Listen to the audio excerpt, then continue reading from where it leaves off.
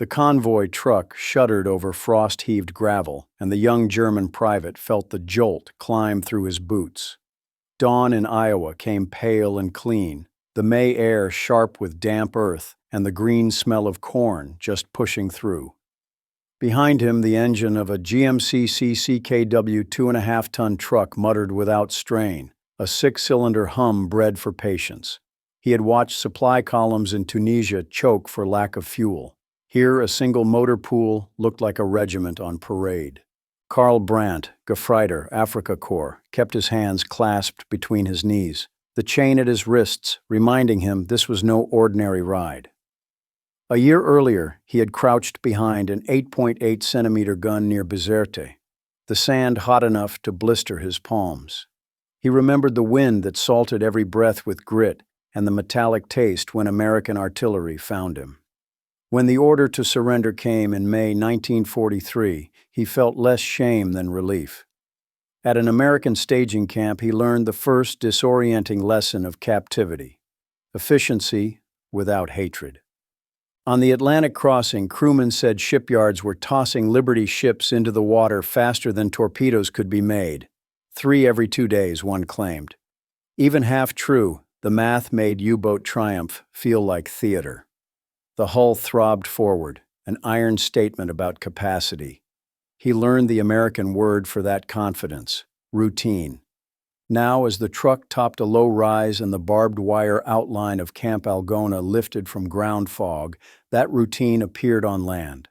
The camp sprawled like a small town plotted by slide rule: rows of barracks, towers for interlocking fields of fire, tool sheds, mess hall, dispensary.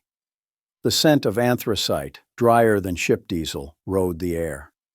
At the gate, a military policeman waited, khaki neat, the white MP band bright on his sleeve. An M1 Garand rested in his hands, oiled wood glossy from use.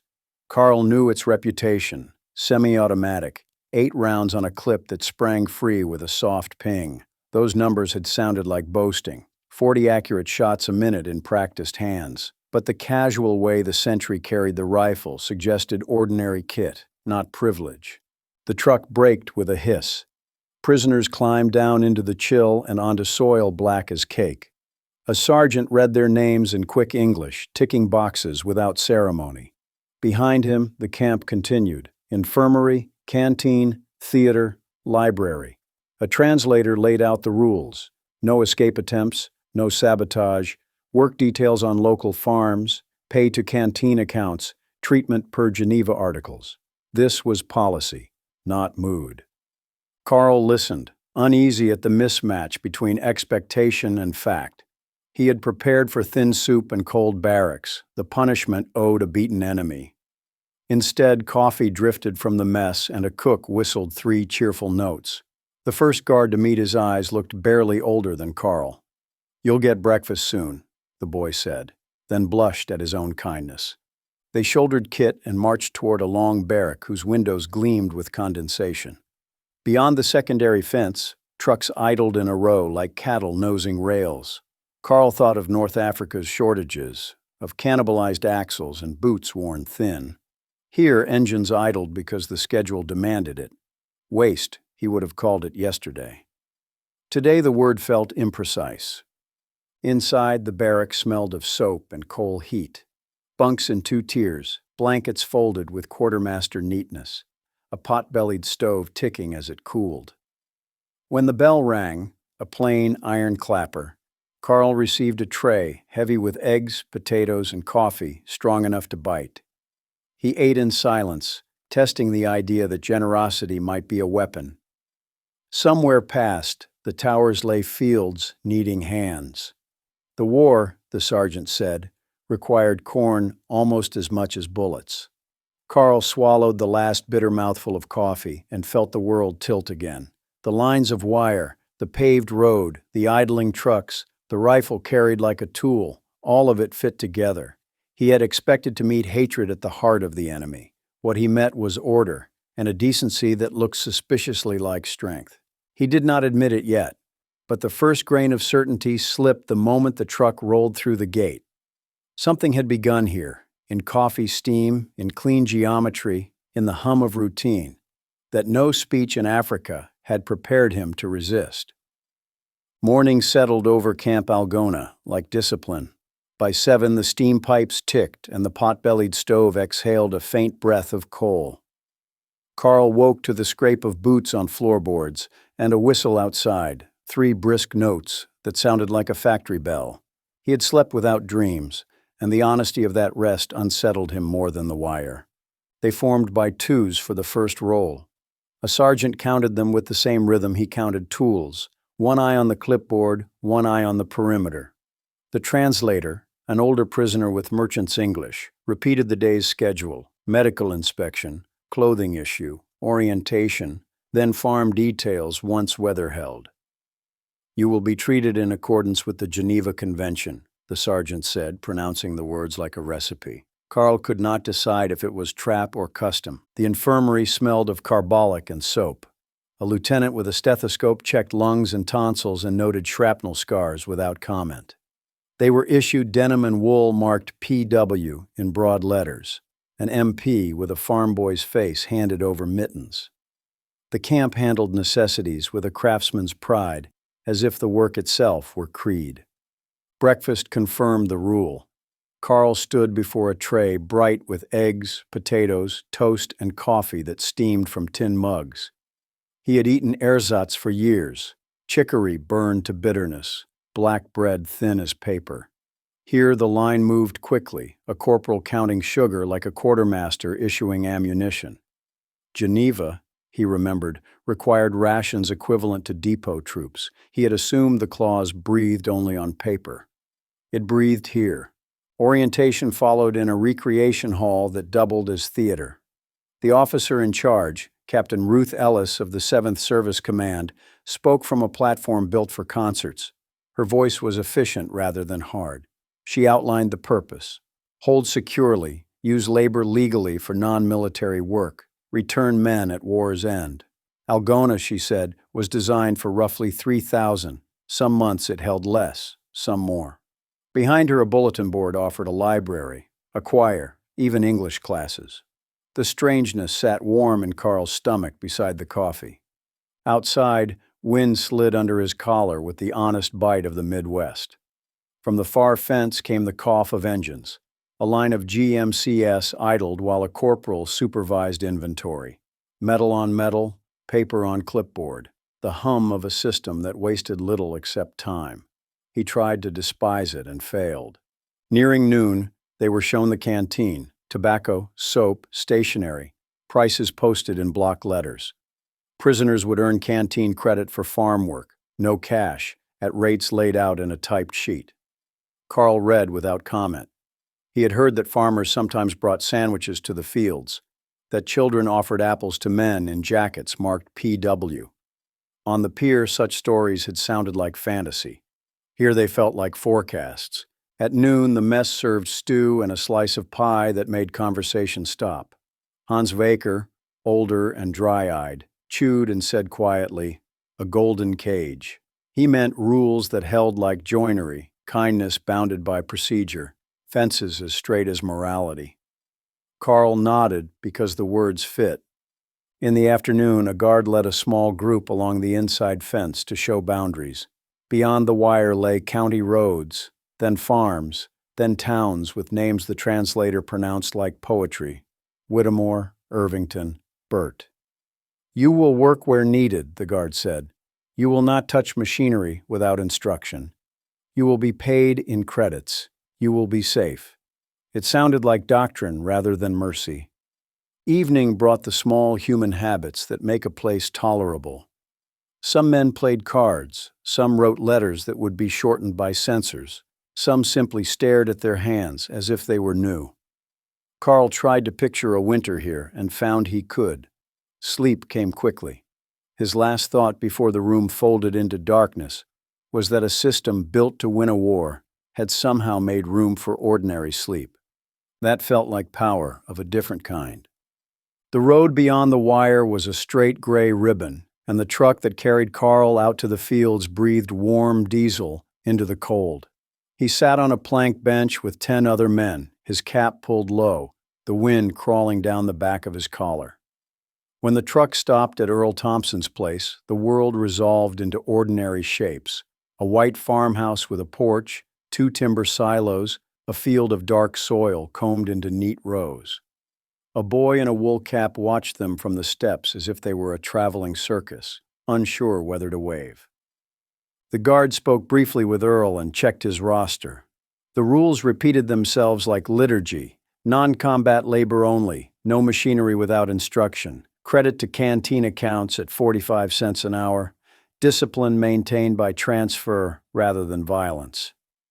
Earl nodded, neither smiling nor scowling, and pointed with his chin toward the onion rows. He moved with the careful economy of a man who had once been quick and now measured every step. Carl noticed the sleeve pinned empty at Earl's left shoulder and said nothing. They were handed canvas gloves and taught to pull the spring weeds by the root, a rhythm of grip, twist, and toss. The ground was cold enough to stiffen the fingers. The sun, when it chose to break the breeze, warmed the back like a hand. Earl's dog patrolled the edge of the field with the grave attention of a sentry. Somewhere near the barn, a radio murmured news. Convoys, weather in the Channel, a factory in Michigan turning out bombers at the rate of 1 per hour. Carl paused at that, sure he had misheard, and the guard said without looking up, "Willow Run. They're serious up there." The number sat in his head like an impossible weight. At mid-morning, Earl's wife carried out a metal pot that steamed in the cold and a basket of sandwiches wrapped in wax paper. She did not look at their faces when she set the food down, but said, "Mind the gate." The sandwiches were ham and mustard on white bread so soft it dented under a thumb. The coffee had the barn's faint sweet smell in it, and the heat came up through the tin mug into Carl's palms, patient and convincing. He felt some bit of himself step back from the table, astonished that kindness could be a policy. Work found its rhythm. The men joked in low voices, trading words across languages, making up rules where dictionaries failed. An MP paced the fence line with his M1 carried easy. When he stopped to light a cigarette, the rifle leaned against the post like a broom. Carl had been taught to read contempt into such posture. Here, it read as confidence. A weapon that worked every time did not need to be gripped like a lifeline. After lunch, Earl showed Carl a tractor from the 1930s and the newer machine he hoped to buy after the harvest. He spoke slowly, not because Carl was foreign, but because farmers were careful with speech. He pointed out grease points, belt guards, the hitch. Carl nodded, counting bolts with a mechanic's quiet hunger. He had tinkered with bicycles and field kitchens. He understood the pleasure of a tool built for a job and supplied with parts. Germany had made marvels, but supply had eaten marvels alive. A machine with fuel and spares could forgive clumsy hands. A machine without them died proud and useless. Toward afternoon, clouds curtained the sun, and a line of trucks rolled past on the county road, heading toward town. They did not hurry. The guard watched them and grunted, "Shift change," as if that explained everything. Carl listened to the tires hum and imagined a map with roads like veins, each pulsing with vehicles, each supplying a heart he would never see. It was one thing to be beaten by courage. It was another to be surrounded by planning. When the day ended, Earl counted heads and tipped his cap. He said, "Good work," as if the phrase could hang in the air without any politics attached.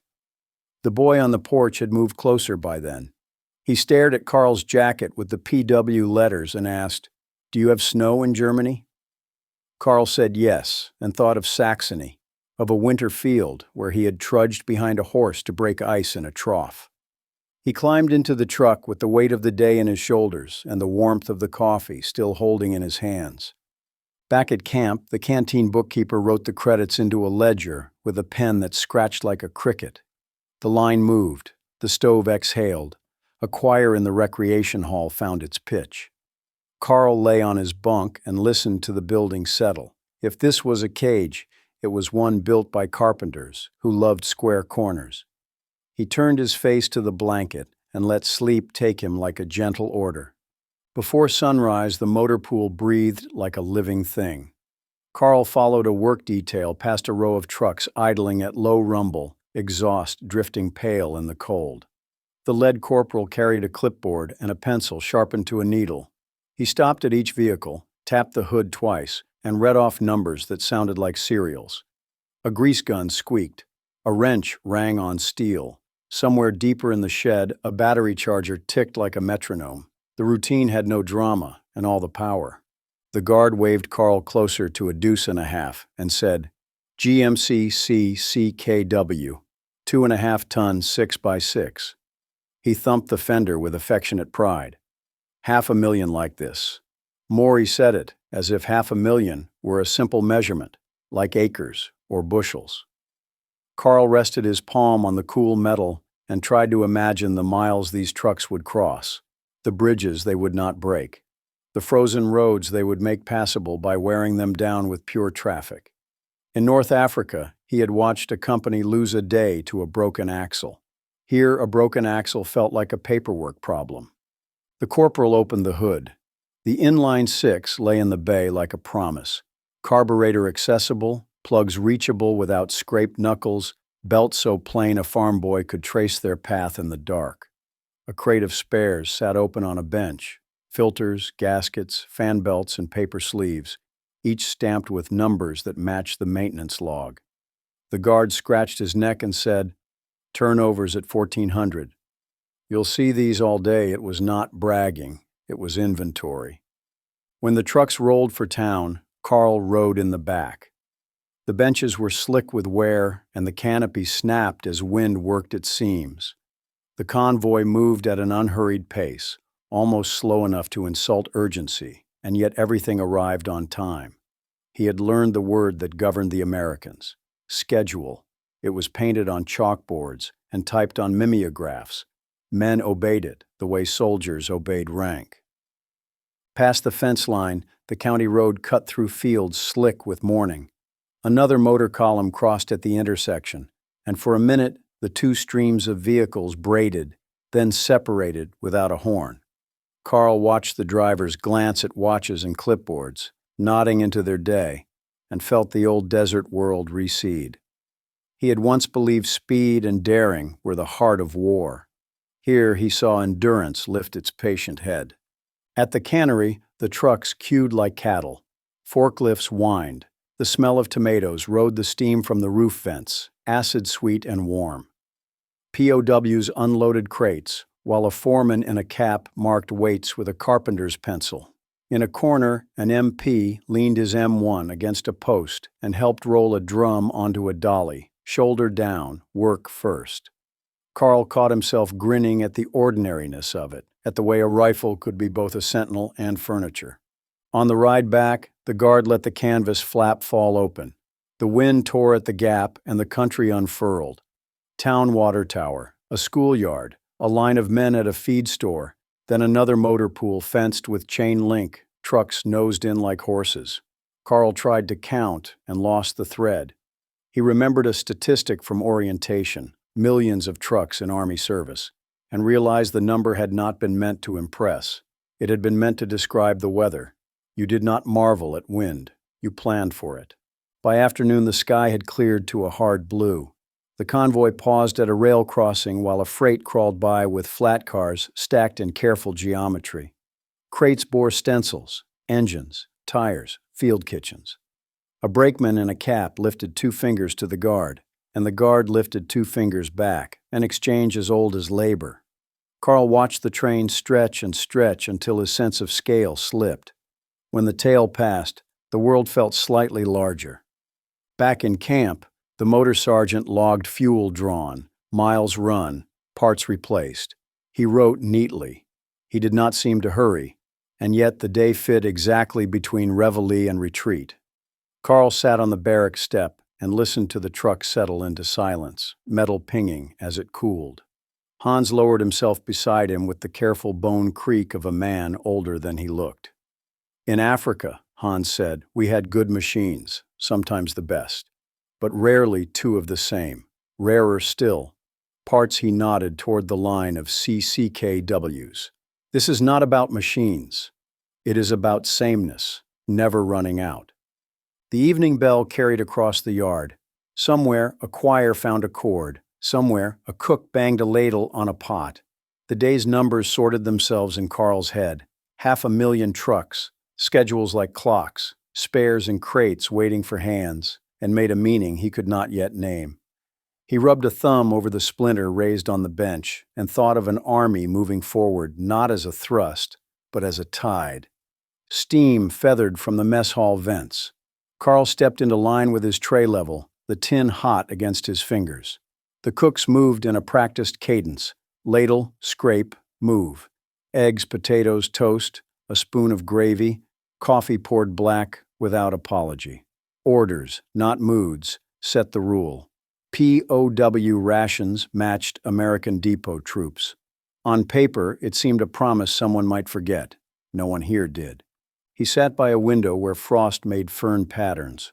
Across from him, Hans broke his toast in half and by habit saved a piece he did not need to save. "Take it," Hans said, almost ashamed of abundance. In the corner, a corporal counted sugar like cartridges, a level spoon each time. The taste was plain. The surprise was that there was enough. After chow, an orientation clerk posted a damp purple mimeograph that smelled of alcohol ink. It mapped branch camps and farm districts, listed head counts, and assigned crews by the hour. The figures did not boast. They explained why buses left when they did, why trucks idled at dawn, why the guard carried a clipboard like a rifle. The system ran on paper as much as fuel, and both arrived when called. Near noon, Carl traded credits for tobacco and a pencil. The clerk entered the purchase in neat script and slid across a leaflet for English lessons. On the shelves, bars of soap stood in tight ranks with lot numbers. Tins of cocoa sat shoulder to shoulder as if formed on parade. So many identical things, each replaceable, felt like rain after years of drought. That afternoon, a cannery took their detail. Steam curtained from roof vents, belts whispered. A foreman spoke in weight and time, crates per minute, trucks per hour. POWs slid boxes along rollers while civilian women in kerchiefs trimmed tomatoes with seconds count speed. Carl's station was timed. His credit would be tallied to the cent. The machine wanted only reliable hands and kept them with routine, not speeches. When the whistle blew, a farm wife arrived with a crate, sandwiches and wax paper, apples, a thermos that smelled faintly of hay. She set the food without ceremony, kindness another task between chores. The guard grinned at the jug. "You'll like this coffee," he said. "It's the good stuff." Carl tasted and believed him. He remembered his mother stretching chicory until it merely stained water. Here the coffee bit his tongue and settled hot in his chest. He would have called it luxury once. Today it tasted like policy. On the ride back, the convoy passed a feed store stacked to the eaves. A forklift whined. Men worked with the economy of long practice. In the office window, a poster showed a ship sliding down greased ways, promising more launches soon. Carl glanced from poster to sacks and saw the same grammar: count, stack, move, repeat until done. Evening gathered with familiar rituals. The recreation hall radio reported convoys landed, training flights inland, a West Coast yard launching another Liberty hull ahead of schedule. A bulletin board offered a library catalog in tidy columns. A choir rehearsal notice was pinned beside a memorandum on tool checkout. When lights flicked twice, men cleared benches for a film older than the war and somehow right for it. Carl wrote a letter he knew would be shortened and slipped it into the bag. He did not mention a guard leaning his rifle against a post to heave a crate. He wrote that they were warm enough and fed enough, that the work was honest even when the hours were long, that some Americans spoke softly as if they too wanted something better than this war. He did not know if censors would allow the last line, but he left it there. Lights out came like a clock. In the quiet, he thought how big systems shrink men into units of output and yet leave space for mercy. He slipped the half pencil under his pillow and felt the day close like a lid that fit. The coffee still echoed in his blood. In this country, surplus was counted, and even warmth seemed to arrive by the crate. The headline hung on the bulletin board beside the choir notice, a rectangle of newsprint tacked with two brass pins. Another Liberty ship launched. Carl read it twice because the line under it sounded like a dare, 3 every 2 days. A guard said, not unkindly, "We build them faster than they can sink them." The words were plain, the tone unboastful, and yet the arithmetic buckled something inside him. At noon, he carried crates at the cannery, trying to balance the math against the weight in his hands. In North Africa, the men had whispered about Donitz's tonnage war, about starving Britain by steel and water. It had felt like a lever long enough to move the world once. But if American yards were sliding hulls into the sea by the 1,000, 2,710 by the end, the guard said, then the lever had been too short from the start. After work, he and Hans walked the inside of the wire. The wind carried coal and thawing soil. Hans, who hoarded facts the way other men hoarded cigarettes, said a West Coast yard had once assembled a Liberty in under 5 days, parts arriving like a parade, welders stitching them together without drama. "You cannot torpedo a schedule," Hans said, and smiled. Next day, the recreation hall radio spoke of air power inland. A plant in Michigan, it said, turned out heavy bombers in numbers that sounded made up. A bomber rolling off the line about every hour when the line was humming. An airplane in the time it took a man to eat and smoke. Carl imagined belts, rivet guns, jigs, trays of parts arriving with the inevitability of weather. He had believed in mastery before. Now he saw the victory of repetition made sacred by schedule. That night, he drew a map in pencil on scrap paper. Shipyards at Richmond, Portland, Baltimore. Rails carrying engines west and trucks east. Inland fields dotted with training aircraft like seeds. The map was rough, but the lines told a story no speech could undo. If Germany threw a fist, America answered with a factory. He did not deny German skill. He had seen an 88 brake armor and a Stuka fall with purpose. But those machines had arrived piecemeal, brilliant and hungry, each demanding parts that were always scarce. The American answer was consistency, and consistency multiplied itself. A single motor type in hundreds of thousands of vehicles, a rifle fit for any mud and carried by ordinary hands, ships built with the same plates and welds so hands worked by memory. On a farm detail a week later, the foreman let them stand in the barn's lee when a squall blew through. The boy from the porch seemed older by a year's chores and curiosity. He asked, "Can Germany build like that?" Carl opened his mouth to speak the old certainties and found he could not. He finally said, "Germany builds beautifully. America builds endlessly." The motor pool sermon continued. Trucks idled in a row, hood latches in the same place, parts in boxes that matched numbers on the bench. A corporal checked oil by habit, not hope. When a gasket tore, a new one appeared from a crate. No one celebrated. They moved to the next line on the clipboard. The abundance did not strut. It flowed. That night, a guard spread a newspaper on the barrack table. A photograph showed a ship sliding down a greased way into water that burst like torn silk. It was not sleek like a cruiser. It was squared off, useful, made to carry wheat, tanks, and the weight of a continent's promise. Carl felt a sudden tenderness for the blunt prow, the way one might feel for a workhorse that never learned how to stop. Lights flicked. The room settled. He folded the newspaper and returned it. The statistics did not roar in his mind. They ticked. 3 ships every 2 days. A bomber about every hour. Millions of trucks. The sound was not thunder. It was a clock, keeping perfect time. Carl did not mark the exact hour it happened. The knowledge came like winter. First a thin edge of cold, then a day when you noticed the river had skim ice, then the morning you woke to a world made harder. He had been in Iowa long enough to name birds on the fence wire and to know which guard hummed. He had loaded crates at the cannery, hauled hay, watched farm kids weave through prisoners without fear. The wonder was not comfort.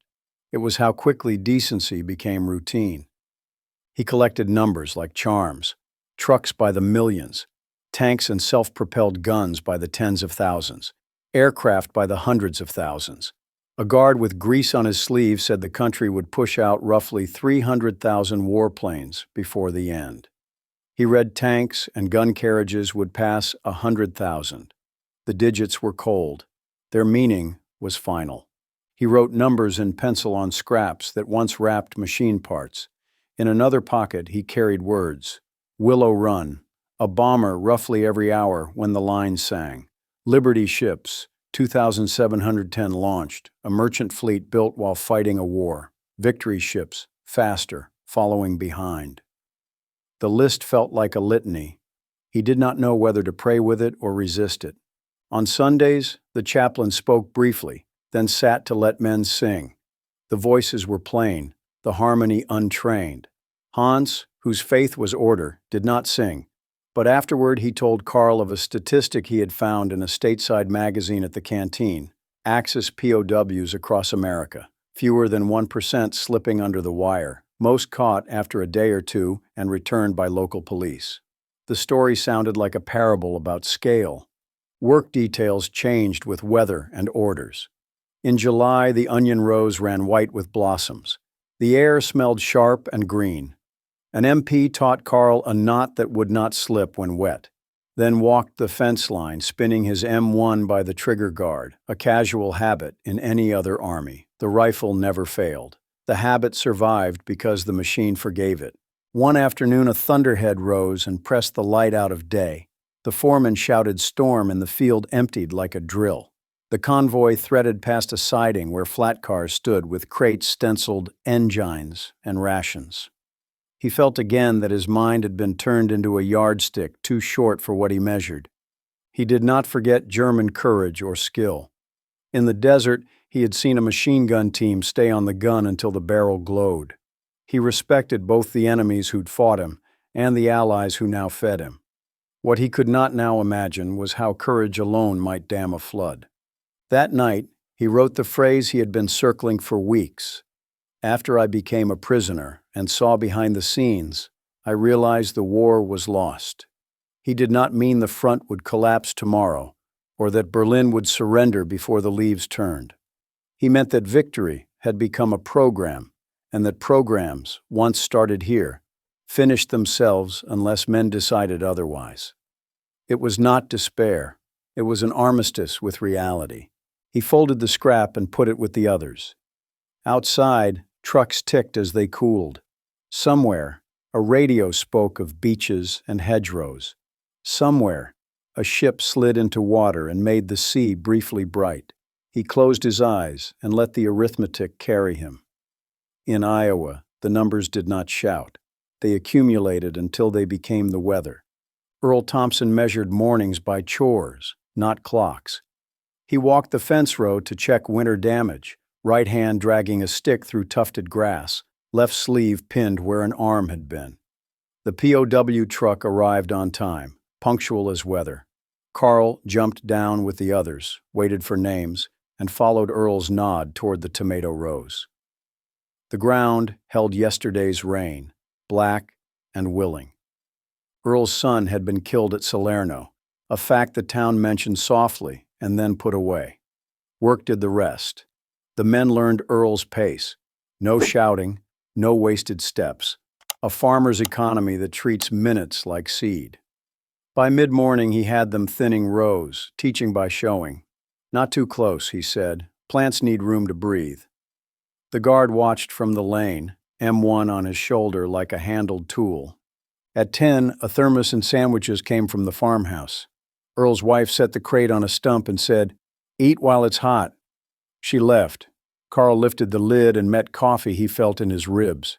The sandwiches were ham and mustard on white bread that dented under a thumb. For a moment he tasted Saxony, then Iowa, where wheat moved like a river.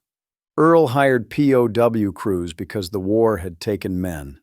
The county grumbled, then learned fields do not care who fills baskets if hands are honest. Credits went to the canteen ledger at 45 cents an hour per man. Money ran to Washington and returned as labor solved in columns of figures. 7th Service Command paperwork, Ruth Ellis's signature on an allocation, moved like a weather front and delivered strangers to Earl's fence. Summer favored them with sun and patience. Carl learned to stack crates so they bound themselves, 3 to a layer, diagonals locking corners. He learned to rake windrows to spare the baler's belt. Earl did not praise much, but when he did, "Good work," the words landed like medals. Evenings, ledgers recorded hours and credits. Earl loved machines because they did not lie. He kept a binder from the 30s, pages penciled with fuel used and belts relaced. He nodded toward the county road where the POW truck idled. "They never miss," he said, meaning the schedule as much as the engine. The sentence carried a grief he did not speak. At the elevator, a chalkboard listed deliveries by farm and day. Train cars clanged into place. A switchman lifted 2 fingers, and Earl answered, a laborer's salute. Carl read the board and realized the numbers ran hill to hill, farm to farm, until they met the state total and then the nation's, and somewhere that number met ships and combat rations. His hour in a row, he saw, shook hands with a convoy at sea. Late August brought a storm that walked the fields in gray sheets. Earl called it, and the crew moved without panic. Trucks to the barn, tools under cover, baskets stacked in dry corners. The guard helped throw a tarp as rain bounced from the gravel like coins. When the worst passed, Earl stood in the doorway and took stock. "Lost some," he said, "saved most." The sentence fit war as well as weather. In September, the county agent spoke at the Grange about labor saved and dollars counted in wartime. He gave the figure like a harvest tally, more than $3.5 million of POW labor credited across the Algona region. The number hung in the rafters like a banner of proof. Earl sat with his hat in his hand studying the brim. Evenings, Carl lingered by the porch while Earl closed the coupe. They did not discuss politics. They talked about grease fittings, winter wheat, and the way a good tool sits. When the truck horn sounded, Carl climbed aboard and Earl lifted his chin in a gesture that meant thanks and good night. The road back to camp ran straight, a gray ribbon measuring distance and time between fields and wire. In its hum, Carl heard a reckoning that joined sorrow to sufficiency and made peace sound like work. The letter arrived thin and handled, corners softened by many hands, lines of German turned faint where the censor's blade had lifted a sentence. Carl opened it as one opens a fragile instrument and heard his mother's voice speaking of coal scraped from the bottom of bins, of ersatz coffee brewed twice, of ration coupons that looked plentiful on paper and vanished at the counter. She wrote that the queue formed before dawn, and that news came second-hand and late, carried on the breath of women who had learned to whisper. He read on the barrack step while the motor pools stirred awake. Trucks ticked as they warmed, a sound like insects in summer grass. He touched the paper with a thumb blackened by onion soil and imagined the kitchen in Saxony, the cracked saucer, the kettle set back on a starved flame. He had known scarcity before the war and during it, but knowing from afar weighs differently than the inventory of a Mother's Day. Hans sat beside him and did not ask to see the page. He smoked without hurry, then said that in town he had seen a window full of boots, each size stacked like geological layers, and a row of radios above them tuned to the same song. He described it as if naming a landscape. Carl tried to explain coupons shaped like teeth, the way a clerk would tear them and call it purchase, but the guard's whistle cut the air and the day turned like a gear. On the farm detail, the wind blew thin and honest. The foreman set them to sorting tomatoes by weight, and the women at the line moved with a rhythm that made talk unnecessary. In the barn lane, the guard leaned his M1 against a post, not from carelessness, but because the rifle had earned his trust. Carl had watched German weapons that were beautiful but fussy. This rifle seemed bred for mud and boredom. At midday, Earl's wife brought coffee with a sweet note of hay and sandwiches wrapped in wax paper that shone like mica. A child followed her at a careful distance, then drew closer, barefoot despite the chill. He studied the letters PW, as if they formed a puzzle he soon would solve. "Is it true," the boy asked, "that you don't have sugar?" Carl tasted a truth he could not sweeten and said, "Not much." On the ride back, the convoy paused at a siding while a freight shouldered through the crossing. Flat cars stacked with crates marked engines, tires, rations. The train seemed to carry the alphabet of victory. Carl thought of queues in Saxony and felt the brutal neatness of contrast. In this country, the bottleneck was scheduling, not supply. That difference would end wars. That night, the recreation hall radio threaded cheerful precision through static. The announcer reported that the United States held more than 425,000 Axis prisoners and that fewer than 1% had escaped, most caught within days by sheriffs who knew every ditch and hedgerow. The number sounded like a fable about scale, except it was arithmetic. One nation could guard another nation and still ship 3 freighters worth of goods in the time it took a rumor to cross a village. Carl folded his mother's letter and slid it into his pocket, where the heat of his body would soften the creases. He pictured her cupping the last spoon of sugar for a holiday and saving the paper for later use. He thought of the Iowa table with its ordinary pie and the way a guard counted spoons by level measure, not by favor. Lights flicked twice. The barracks softened into quiet. He lay down with the letter under his hand. Scarcity had taught him thrift, but it had also taught suspicion. Abundance here taught a different lesson, that order could be generous and still be order. He closed his eyes and imagined explaining that to his mother. He would tell her the Americans were not soft. They simply believed in enough, and the belief made itself true. Snow arrived early, sifted flour over rooftops and rails, and the camp moved with the muffled care winter demands.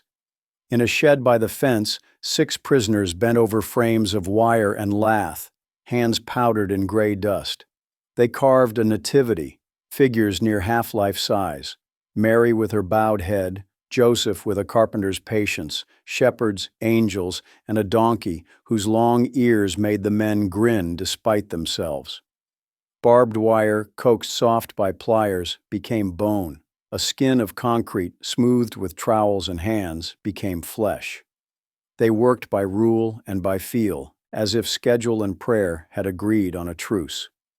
Word ran through town that the Germans were making something for Christmas. At first it sounded like rumor. Then Earl saw a figure drying near the fence, and the hardware store ordered extra cement. Captain Ruth Ellis signed the requisition without commentary. The convention said humane treatment. It did not mention art. Still, art arrived anyway, kept time by the same schedule that moved trucks and meals. Carl sanded the fold of a shepherd's sleeve until it looked like cloth in wind. He had once called sentiment weakness, but hands learned truths that doctrine cannot hold. Concrete set by chemistry, not politics. Barbed wire obeyed the pull of pliers. The men worked evenings after details, overtime that felt like prayer. By mid-December, the shed smelled of wet stone and wool. Townspeople asked to peek, and an MP with a farm boy's grin became the unofficial usher. He leaned his M1 against the wall and held the door, while mothers guided children in on felted boots. A farmer suggested straw for the manger. Someone brought a coil of rope for a halter. An old woman pressed a tin of cookies into Ruth's hands. On the 23rd, the figures moved by truck to the yard facing town. The scene assembled with the logic of a barn raising. Men hauled panels into the cold while a corporal read from a list. Carl lifted the donkey into place, palms burning through gloves, and heard the creak of snow under the congregation of boots. Lanterns went up on poles.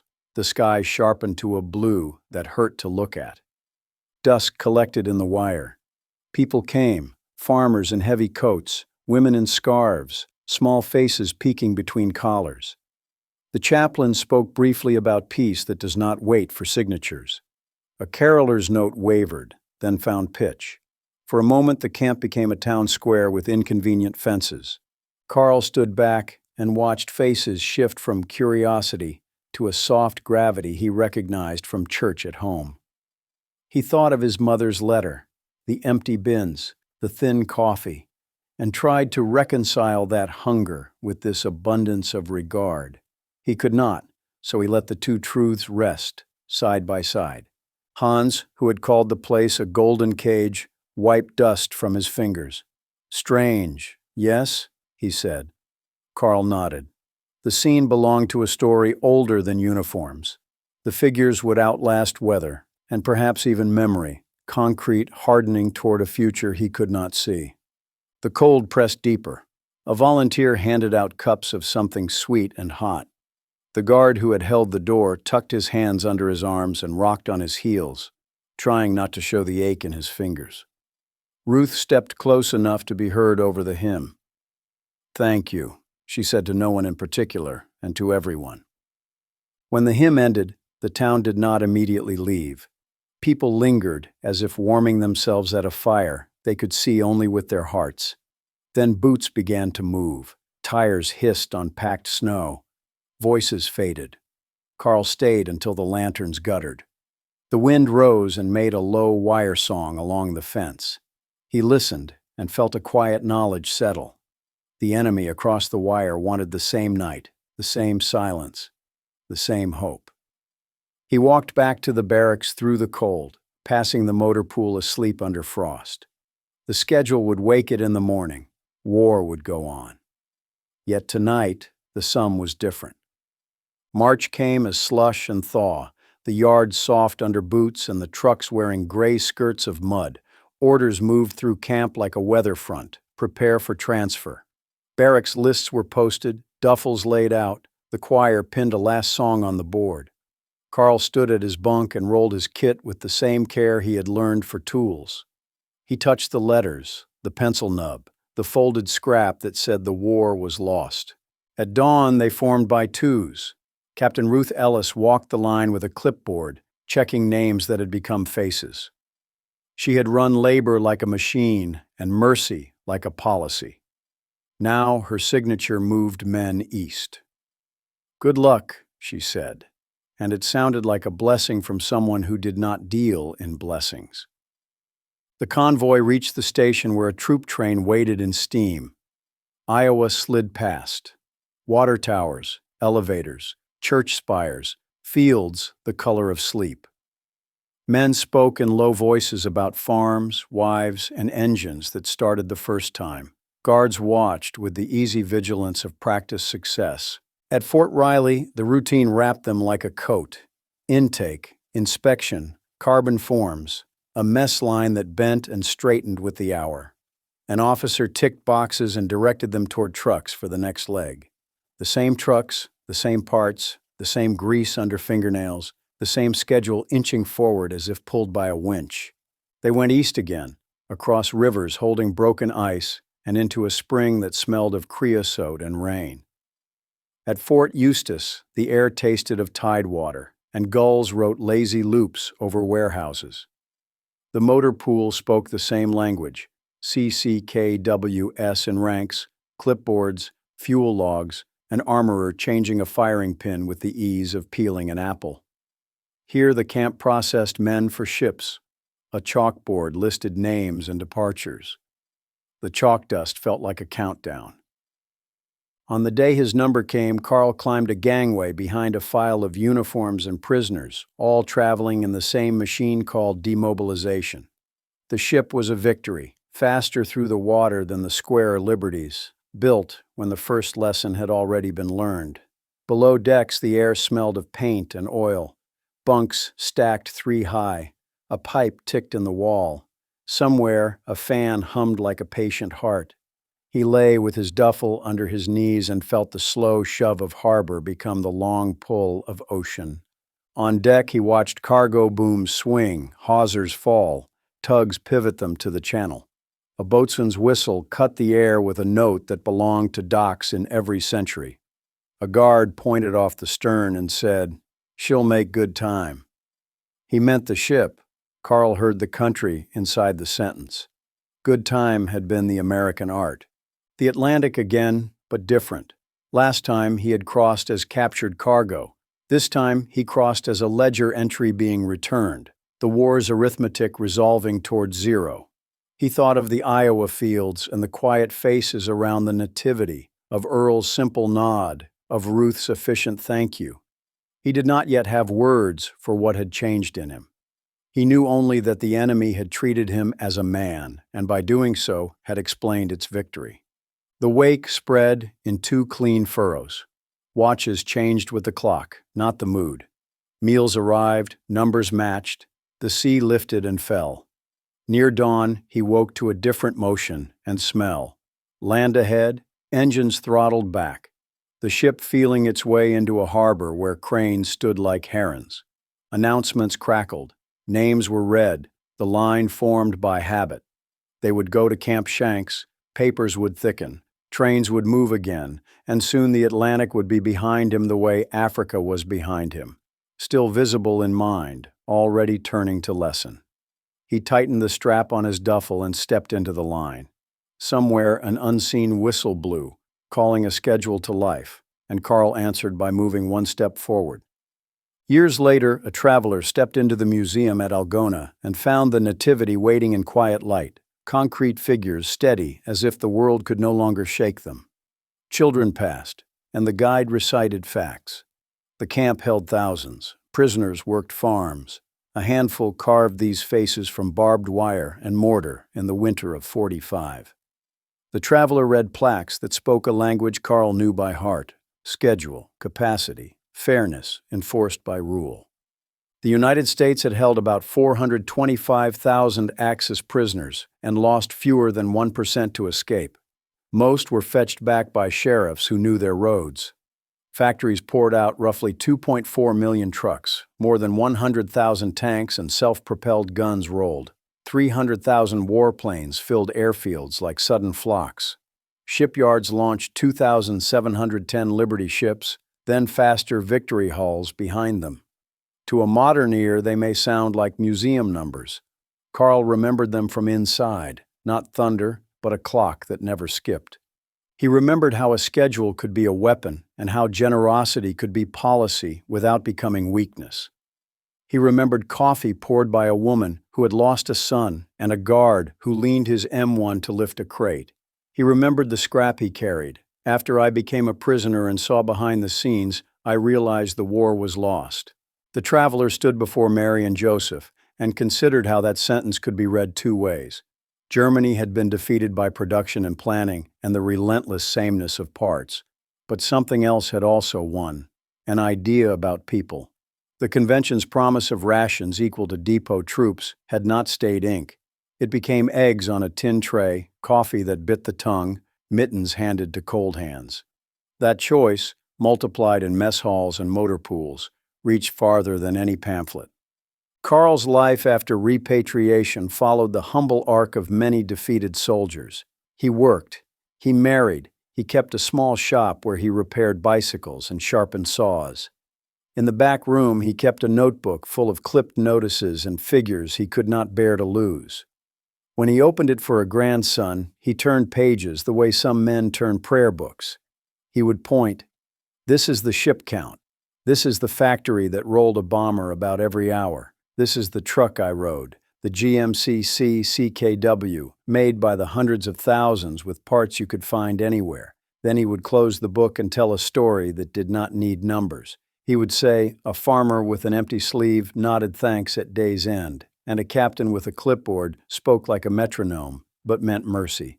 That a boy asked if Germany had sugar without malice. That men sang in a hall with a radio buzzing and for a moment sounded like one country.